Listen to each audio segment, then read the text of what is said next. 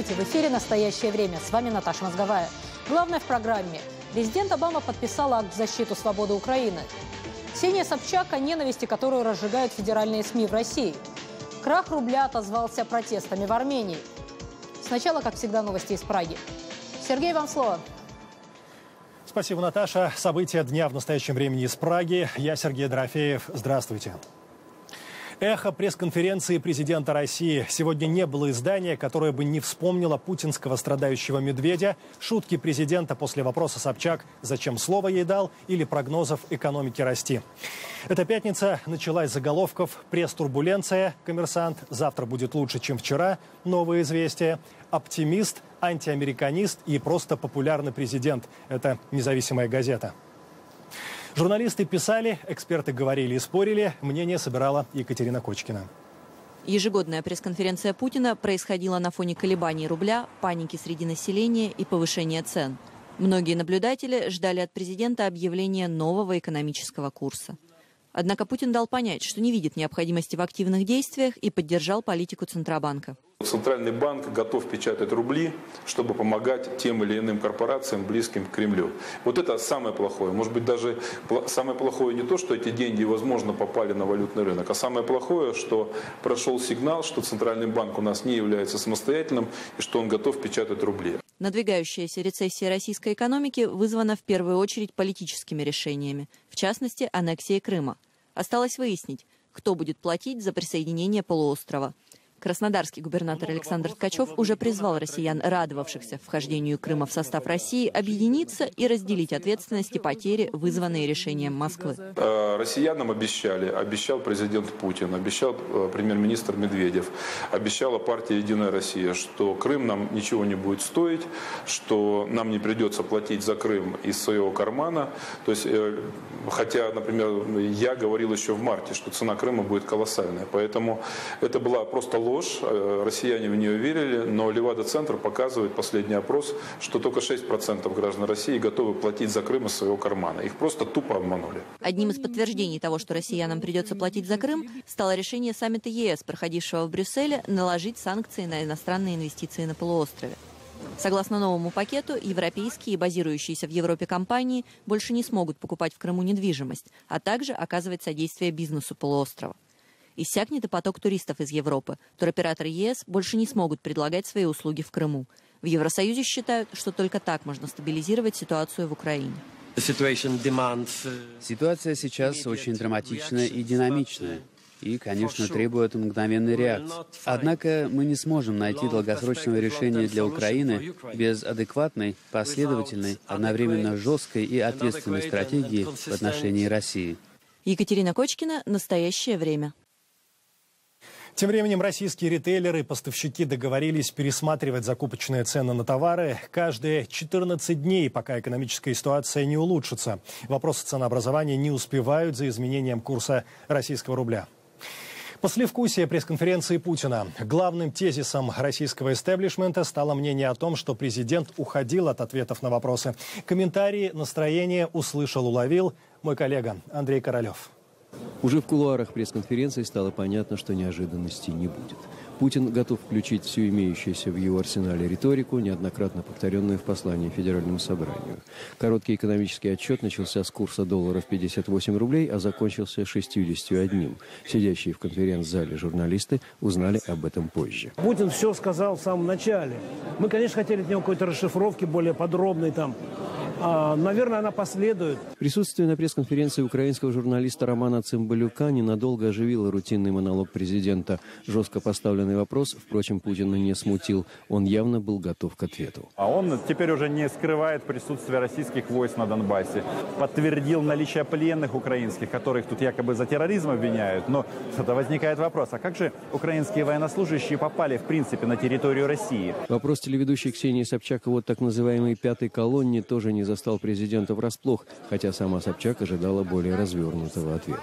Меня больше интересовала даже не оппозиция, а именно та атмосфера разжигания ненависти, которая, на мой взгляд, сейчас происходит. Вот я считаю, что федеральные СМИ сейчас несут полную ответственность за то, что одна часть общества настраивается против другой. Зато тема недавнего вооруженного конфликта в центре Грозного заставила встрепенуться пресс-секретаря главы Чечни Альви Каримова. Он довольно бурно отреагировал на пассаж Ксении Собчак. Ксения Собчак в данном случае абсолютно не была озабочена этой темой. Я знаю, что ей нужно было просто пропиариться. Вы как-то будете отвечать на реакцию пресс-секретаря Кадырова сегодня выступавшего? Любой из вас может сейчас зайти в интернет, набрать «Кадыров говорит о родственниках и коллективной ответственности», и вы убедитесь в том, что эти слова я не выдумала. Если же говорить об общих настроениях в кулуарах пресс-конференции, то их можно охарактеризовать как разочарование. Путин словно бы изменил себе, отказавшись от обычных в таких случаях риторических вольностей. Был сух, лаконичен и ограничил встречу с прессой 3 часами. Складывалось впечатление, что ему и впрямь нечего сказать, кроме того, что уже сказано раньше. Россияне избавляются от рублей. Новые машины в московских автосалонах дорожают с каждым днем, но и их все равно разбирают. О том, как падающий рубль торопит менять деньги на авто, корреспондент Рейтер Екатерина Бучнева. Россияне спешат обзавестись машинами на фоне стремительного падения рубля, который потерял в минувший вторник 20% своей стоимости. Такого взлета продаж и ажиотажа при приобретении автомобилей мы не видели либо несколько лет, либо, наверное, никогда. По сравнению с предыдущими продажами, в декабре наши продажи увеличились в 2-3 раза. По словам продавцов, следующая партия автомобилей, закупленная по новому курсу, явно будет дороже. Многие россияне видят в покупке машины способ удачно инвестировать в свои рублевые накопления. Сейчас они столкнулись с такой проблемой, то что некоторые дилеры вообще остановили продажу автомобилей. Кто-то поднял цены до небес. Продавцы признаются, что многие дилеры сейчас проводят экстренные совещания, а в салонах цены меняются по несколько раз в день. Многие покупатели не могут завершить свои сделки. Хотел приобрести машину, оставить залог на какой-то срок и в будущем приобрести Renault Duster, но казалось, что в наличии этот автомобиль есть, но он совсем по другим ценам, и залог сейчас не принимается. При этом эксперты и участники рынка прогнозируют обвал автомобильного сектора в начале 2015-го из-за резкого роста цен и снижения потребительского спроса. Это «Настоящее время», и далее у нас эфир из Вашингтона. Барак Обама подписал акт Конгресса о помощи Украине. Около недели весь мир спорил, подпишет, не подпишет. То есть теперь Соединенные Штаты имеют все юридические основания поставлять оружие в Украину? Наташа. Да, Сергей, не все так просто. Президент США Барак Обама действительно подписал вчера акт в защиту свободы Украины, предусматривающий возможность предоставления стране военной и гражданской помощи. Но при этом он подчеркнул, что на данном этапе нет намерений вводить дополнительные санкции и реализовывать как-то этот новый закон. Обама вновь призвал Россию положить конец оккупации Крыма, прекратить оказывать поддержку сепаратистам и выполнить обязательства в рамках Минского соглашения о прекращении огня. Между тем, в Госдепартаменте поприветствовали новые санкции Евросоюза против Крыма, не уточнив, однако, готовят ли США аналогичные меры. Соединенные Штаты приветствуют введение санкций ЕС по отношению к Крыму и Севастополю, направленных против инвестиционного сектора и торговли. Эти точечные санкции введены для того, чтобы четко показать, что у продолжающегося нарушения России суверенитета и территориальной целостности Украины есть цена. Крым – это часть Украины, и Соединенные Штаты с партнерами по Большой Семерке с помощью санкций четко обозначили, что мы осуждаем оккупацию и попытку аннексии Крыма России, которую мы не признаем и не признаем. Мы продолжаем изучать различные варианты увеличения давления на Россию, в том числе меры в Крыму. Если Россия выведет свои силы из восточных регионов Украины, но не вернет Крым, отменит ли Вашингтон санкции? Наш корреспондент Игорь Тихоненко побеседовал с Дэниелом Фридом, координатором санкционной политики Госдепартамента США. Несколько дней назад министр иностранных дел России Сергей Лавров в интервью телеканалу «Франс-24» заявил, и я цитирую: «В течение нашей истории мы оказывались в гораздо более сложных ситуациях, и всякий раз выходили из этих перипетий намного более сильными». По его словам, у него есть очень серьезные причины полагать, что Соединенные Штаты предпринимают попытку смены режима в России. Ваши комментарии.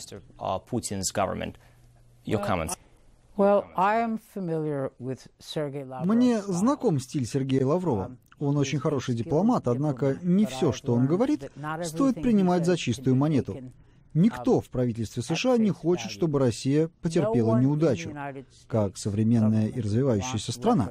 Соединенные Штаты потратили почти четверть века на то, чтобы содействовать посткоммунистическим реформам в России. Мы предоставили России миллиарды долларов помощи. Да, в каких-то ситуациях наш совет был правильным, в каких-то нет. Однако те же самые люди давали совет России и, скажем, Польше. Результаты были абсолютно разными. Поэтому нельзя говорить, что наши советы стали причиной неудач. Мы хотим, чтобы Россия была процветающей. Что касается ремарок Сергея Лаврова, неужели это лучшее, что он может сказать о будущем России? Мы оказывались в гораздо более сложных ситуациях. Да, это так.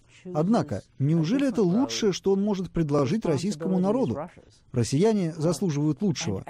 Изменить режим — это просто некая агитпропаганда. Я даже не хочу говорить об этом. Мы заинтересованы в улучшении отношений с Россией, которая хочет быть частью лучшего мира и помогает его таковым сделать.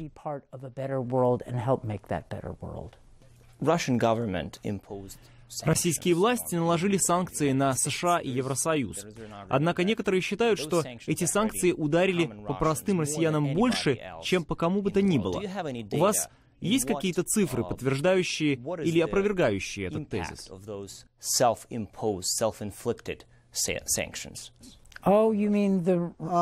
сейчас говорите о санкциях, которые российские власти наложили на своих собственных граждан, перекрыв доступ к отдельным продуктам? Мы все были поражены. Это все напомнило мне о советском периоде, когда люди могли купить качественные продукты лишь в специализированных магазинах. Я помню эти магазины. Березки? И не только. Специальные магазины с занавесками. Магазины, которые не рекламировались. Для так называемых аппаратчиков. Объясните мне, пожалуйста, почему кто-то вдруг решил, что для простого россиянина будет полезным не иметь доступа к импортным продуктам? Это не поддается никакой логике. Мы не хотим, чтобы страдали простые люди. Цель наших санкций — российские власти должны нести ответственность за агрессию в отношении своих соседей. Никто не хочет видеть Россию слабой. Однако мы не хотим видеть Россию в роли агрессора. Но от политики снова к экономике. От слабого российского рубля страдают практически все соседи России. Тему развивают наши коллеги в Праге. Да, действительно, российский рубль потянул за собой вниз валюты Таможенного союза. В Беларуси эту пятницу назвали черной. Подробности далее в программе. Армения, хоть и не в составе Союза, но с 1 января член Евразес. За неделю доллар там взлетел более чем на 40%. Стали закрываться обменники, цены в магазинах выросли. Люди вышли на улицы.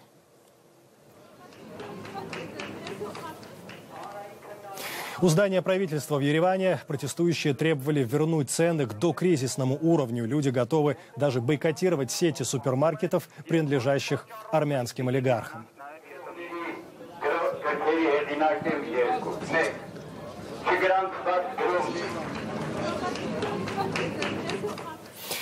Центробанк Армении пытается удержать драм, но пока выходит драма. Банкиры уверяют, оснований для паники нет. О том, с каким настроением встречают праздники в Армении, Хисак Габриэлян. В последние недели в армянских банках курс обмена валюты менялся с каждым часом. Сотрудники пунктов обмена валюты даже не успевали менять цифры на табло. Многие отказывались продавать доллары и евро. Дорожающие ежедневно в среднем на 3-10% доллар по отношению к армянским драму вырос более чем на 42%, поднявшись с 410 до 580 драмов. Резкое изменение курса инвалюты за короткий срок создало паническое настроение по всей стране. Число желающих приобрести иностранную валюту увеличилось, что привело к дефициту. В конце концов, так нельзя работать. Я попросил моих партнеров в Таиланде, чтобы они немного пошли навстречу, поскольку у нас такая ситуация. Чтобы избежать банкротства, компании-импортеры несколько раз пересматривали цены на поставляемый товар. В крупных супермаркетах главным занятием сотрудников стало обновление ценников. Возмущенные покупатели отказывались от выбранных товаров. Магазины ведущих компаний по продаже бытовых техник и кондитерских изделий на некоторое время даже прекратили свою деятельность. Подорожание быстро распространилось на газ и нефтепродукты. За одну ночь на столичных газозаправочных станциях цена 1 кубометра сниженного газа подскочила на 24%. Водители маршруток заблокировали улицы и начали забастовку. За одну заправку я сейчас должен платить на 3000 драмов больше. Я работаю по 10-12 часов и едва зарабатываю такую сумму. А в этих условиях что мне остается приносить домой? Председатель Центрального банка заявил, что курс доллара сверхзавышен. Однако оснований для паники нет. И теперь о белорусском рубле. Нацбанк объявил о введении 30% сбора при покупке валюты. Граждане будут выплачивать его при покупке долларов, евро в банках, а банки и предприятия при покупке валюты на бирже. Вырученные деньги будут направлять в бюджет. Между тем, на валютно-фондовой бирже сегодня были отменены торги иностранными валютами. У обменников очереди, доллары, евро не купить. Наши коллеги передают из Минска. Белорусские банки ограничивают операции с использованием платежных карточек. Как отражается падение российского рубля на рубле белорусском? Мнение минчан. У нас тоже рухнет экономика и придется как-то реагировать. Но сделать мы ничего не можем. Ну, прямо зависим от России. А что нам еще делать? Весь суверенитет, зависимость от России прямая. У нас нет никаких природных ресурсов, поэтому и зависимость. И что нам делать? Никак. А если от нее откажешься, кто нас кормить будет? У нас, похоже, будет то же самое скоро. Уже же началось. На Медне Александр Лукашенко потребовал ввести расчеты с Россией в долларах или евро. Отмечу, такая реакция звучит всего за пару недель до создания Евразес, где ключевую роль играет Россия. Это, кстати, недостаток в работе правительства. С Россией надо было работать и требовать с них, чтобы они нам тоже платили в твердой валюте, в долларах или в евро. Мне русы докладывают, что лед тронулся. Многие покупатели нашей продукции в России сегодня платят в долларах. Если в рублях, то в соответствии с курсом на сегодняшний день, на сегодняшний час. Практика показывает, таможенный союз не обеспечил экономической безопасности своим членам и партнерам. Как ожидается, с 23 декабря в союз вступит Кыргызстан, где также упала валюта. Реагируют на слабый рубль Казахстан и Таджикистан. Трудовые мигранты из Узбекистана переводили из России на родину около 5 миллиардов долларов ежегодно. Сейчас переводы сократились. Новости из Центральной Азии собирал Александр Касаткин. По данным Центробанка России, в первом полугодии 2014 года объем переводов в Узбекистан составил более 2,5 миллиардов долларов. Федеральная миграционная служба сообщила, что по состоянию на ноябрь 2014 года на территории России находилось порядка 2,3 миллиона узбекских граждан. Огромное количество мигрантов, которые уезжают, не найдя уже здесь работы. Идут массовые увольнения. Как пишет газета «Коммерсант», в такой ситуации многие мигранты из Узбекистана подумывают о переезде на работу в Казахстан, так как работать в России становится невыгодно. А вот что говорят у дверей обменных пунктов жителей Алма-Аты. Кипиш на улицах города, вы сами понимаете, то есть непонятная обстановка вообще с курсом. Да, я хочу купить доллары. Купить доллары, да? А почему именно сейчас хотите? Это случайность или просто? Нет, финансисты на работе посоветовали. А почему они посоветовали? Потому что грядет девальвация, must-have сезона. По данным ФМС, на начало сентября 2014 года в России работало более 1 миллиона таджикских граждан, которые за первые полгода отправили на родину более 1,5 миллиарда долларов. Это составляет около 43% ВВП страны. Реально рабочих мест там нет, и потому большая часть рабочих без работы. Растет криминогенный уровень в Узбекистане, и самое страшное, большая часть этих преступлений, которые фиксируются, это особо тяжкие преступления. Для Узбекистана и Таджикистана Россия является главным работодателем. Отток мигрантов на родину, где нет рабочих мест, а следовательно и возможности прокормить семью, потенциально грозит ростом социальной напряженности. Александр Касаткин. Настоящее время. Далее в программе. В Бостоне досудебное слушание по делу организатора и исполнителя теракта, произошедшего во время марафона, Царнаева. Наташа, ждем от вас подробностей. Да, Сергей, обвиняемый в подготовке и совершении взрывов на финишной черте бостонского марафона Джохар Царнаев предстал в четверг перед судом на финальном заседании перед началом процесса. С нами на связи из Бостона наш корреспондент Фатима Атлисова. Она находилась в зале суда. Фатима, как выглядел и как вел себя Джохар Царнаев? Ну, во время первого появления, год назад, чуть больше года назад, Джохар Царнаев все еще имел признаки на своем теле, на своем лице, признаки ранений. В этот раз он выглядит гораздо взрослее, он выглядел пополневшим, пытался, мне казалось, выглядеть очень спокойным, даже несколько равнодушным. Нужно отметить, что он вошел в зал суда в наручниках, но потом это все с него сняли, и он сидел рядом со своими адвокатами, между своими адвокатами за столом в общем зале. Его не ограничивали ничем от общего зала, ни решеток, ничего, абсолютно отдельных помещений для него не было. Кроме этого, нужно отметить, что он повзрослел очень сильно и отрастил достаточно длинные волосы и бороду. Во время процесса вчера ему задавали судья перед самым началом слушаний, он задал Джохару Царнаеву два вопроса. Судья Отул, он его спросил, доволен ли Джохар Царнаев своими адвокатами. Джохар встал и спокойно ответил «Yes, sir», «Да, я доволен». И второй вопрос был «Хотите ли вы что-то обсудить со мной приватно?» И Джохар Царнаев ответил «No, sir», «Нет, я не хочу».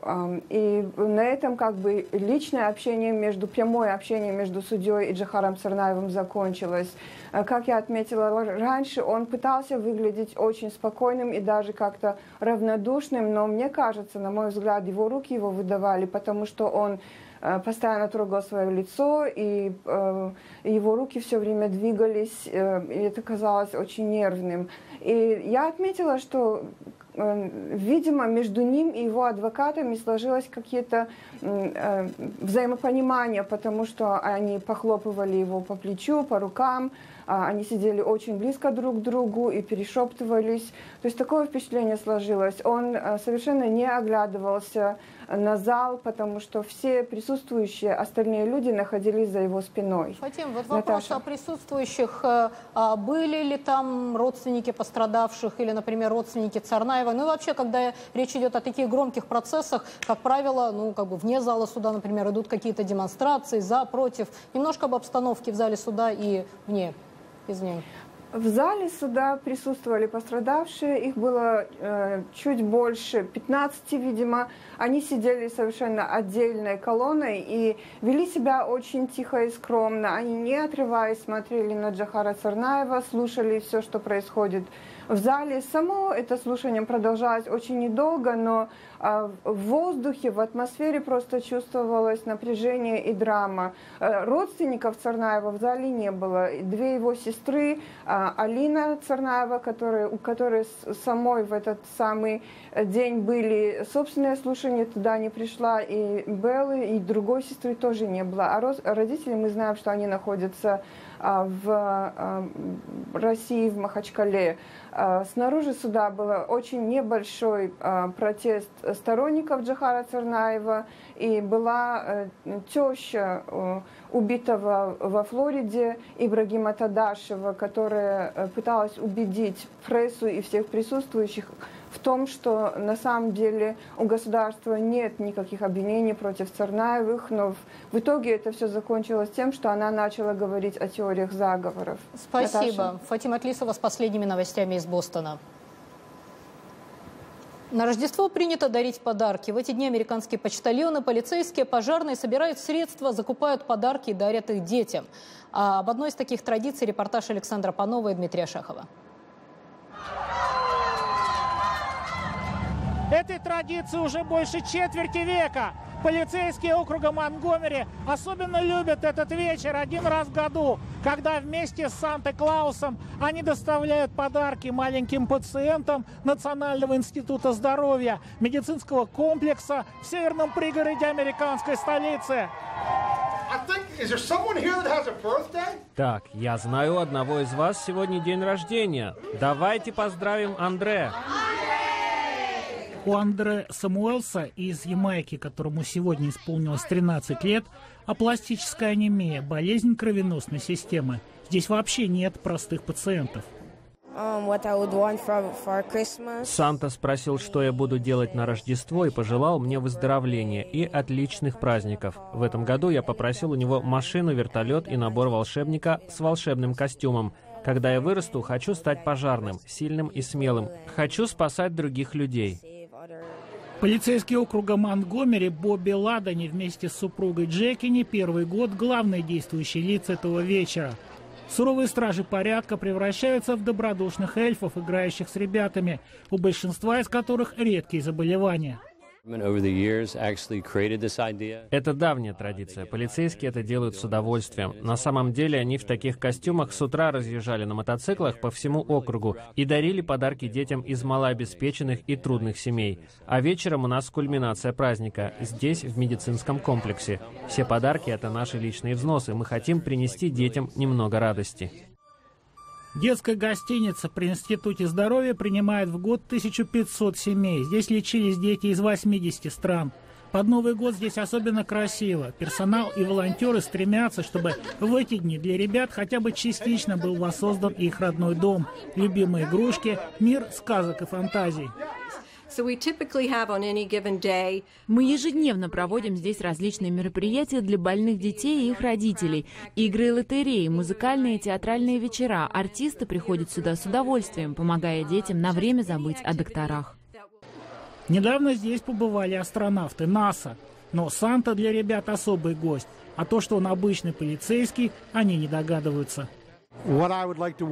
Я хочу пожелать всем мира на планете, любви и уважения друг к другу. Относитесь к людям так, как вы хотели бы, чтобы они относились к вам. Любите Бога, любите себя, любите своего соседа. И все у нас получится. Счастливого Рождества! Александр Панов, Дмитрий Шахов. Настоящее время. Бесезда, штат Мэриленд. Неофициальное советское искусство в 60-е и 70-е годы прошлого века не было известно широким массам и преследовалось властями в СССР. Тогда художники жили в изоляции за железным занавесом, но продолжали экспериментировать. Сегодня их работы считаются ценными произведениями искусства и важным историческим документом. Татьяна Колодзей, а потом ее дочь Наталья за несколько десятилетий собрали внушительную коллекцию нонконформистов. Наш корреспондент Виктория Купчинецкая посмотрела и поделилась впечатлениями. Может привести к пожару, предупреждает название выставки в музее Нюрнбергера на кампусе колледжа штата Нью-Йорк. Неосторожное обращение с огнем – политическая и социальная метафора. Татьяна и ее дочь Наталья Колодзей всю жизнь собирали работы неофициальных подпольных советских художников. Тех, которые задолго до перестройки отказались от соцреализма и разжигали упоительный пожар несогласия в гармоничном социалистическом обществе. Первую работу в свою коллекцию я получила от художника Петра Беленка, когда мне было 1 год. То есть это 40 лет назад. Сейчас в коллекции 7000 работ.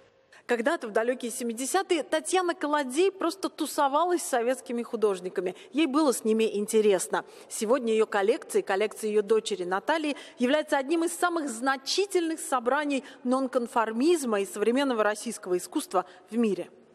Начиналась коллекция в трудных жилищных условиях. В то время все были в буквальном смысле в каких-то клетушках, комнатушках. Результат превзошел все мои ожидания. Потому что когда ты начинаешь собирать, когда это никто не собирает, талантом собирательства надо обладать. Вот я, наверное, этим обладаю. Непокорные нонконформисты подвергались гонениям советских властей. Например, бульдозерную выставку 1974 года власти пытались в буквальном смысле сравнять с землей. Есть в коллекции работы Эрнста Неизвестного, того самого, который дерзил Хрущеву. Неутомимый затейник Вагрич Бахчинян в эмиграции делал обложки для газеты «Новый американец», которую в Нью-Йорке издавал Сергей Довлатов. А Виталий Комар вместе с соратником Александром Миламидом создали уникальное направление в искусстве – соцарт. В тех условиях, когда правительство не собирало, государство не собирало картины неофициальных художников, всех можно было пересчитать по пальцам, людей, которые поддерживали подпольный мир художников. Татьяна и Наталья экспонаты из своей коллекции одалживают различным музеям. Сейчас они на 5 выставках – в Москве, в Нью-Йорке, в Нью-Джерси, даже в южном штате Джорджия. Мы, в принципе, я думаю, что образовали целую плеяду людей, которые после наших выставок стали с интересом следить не только за русским искусством, но и за русской культурой. Коллекция Колодзей все время пополняется, в том числе и работами современных российских художников. Виктория Купчинецкая, Сергей Гусев. Специально для программы «Настоящее время», Нью-Йорк. Мы благодарим коллег в Вашингтоне и всех наших зрителей. Смотрите нас в социальных сетях и в эфире своих национальных телеканалов. Настоящее время вновь наступит уже в понедельник. Я Сергей Дорофеев. Всего доброго. До свидания.